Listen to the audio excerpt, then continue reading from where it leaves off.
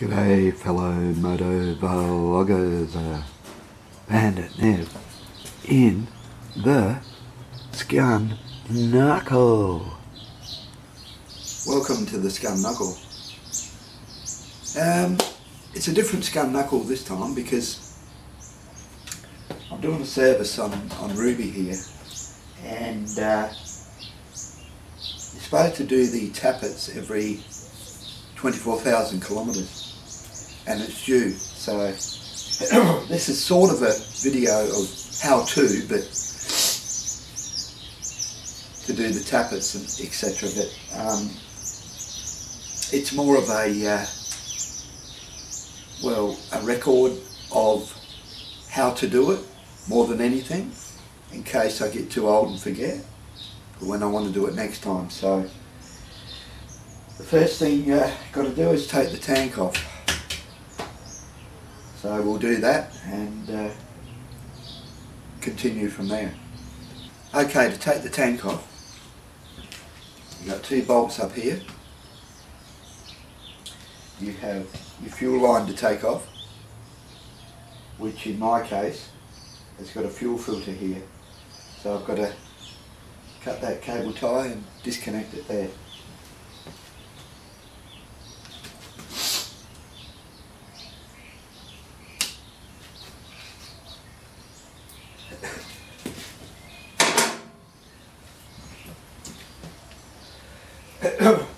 Get something to catch the fuel.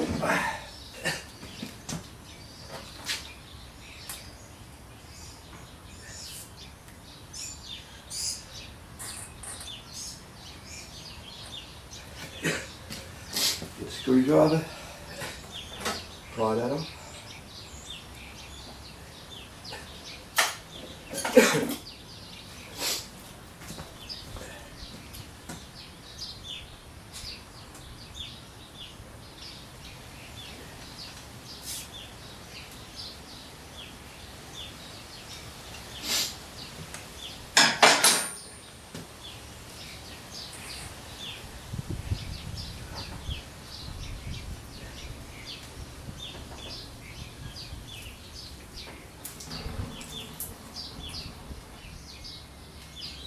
Just let the fuel tip into the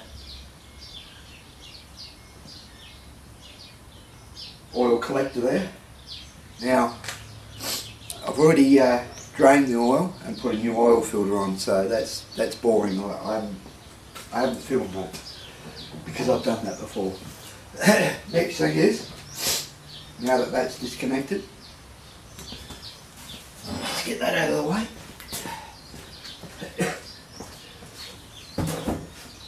It's time to do the two bolts up the top here. For that I just use a T-bar.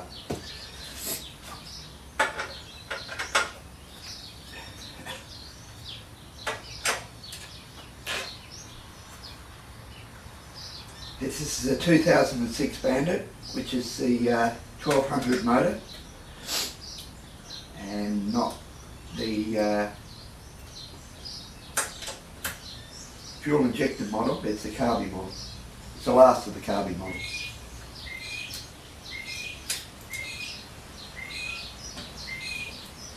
So they come out. Now what I use to disconnect other things, there's other things you've got to disconnect. I use my rubber mallet, put under the tank to hold it up. So then I can disconnect other fuel lines and breather hoses. There's a breather hose just here. That's the main one. It's your fuel hose, and I've got a breather hose that's got to be disconnected. Right, that's disconnected. That goes on the bottom of the the fuel tap. It's not actually a fuel tap, it's all vacuum on this particular bike. Now, the only other thing you've got to do is there's a couple of things to disconnect the other side.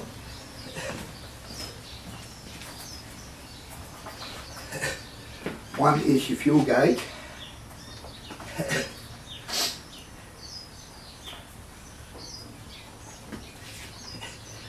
always gives me a hard time, this thing, because I can never figure out how to do it, but we'll get there. Okay, so that's disconnected, that's for the fuel gauge, I'll show you that in a sec. And you've got a couple of breather hoses here that have to be disconnected.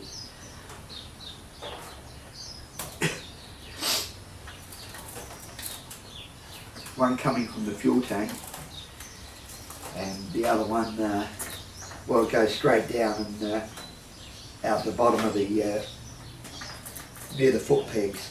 It comes out near the foot pegs and the motor there. Now to get the tank off, once you've done that, you slide it back. It disengages from the top there, and then you bring your fuel tank out. There'll be another hose that comes out with it. It goes down to the bottom.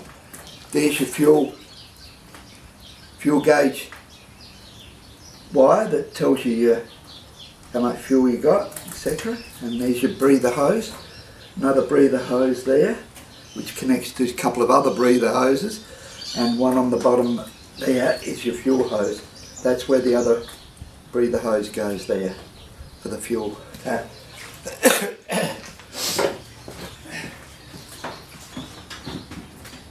Now, what I've done is I've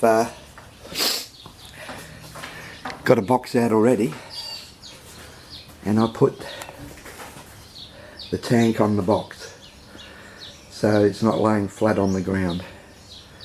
So that's the first part. The tank is off.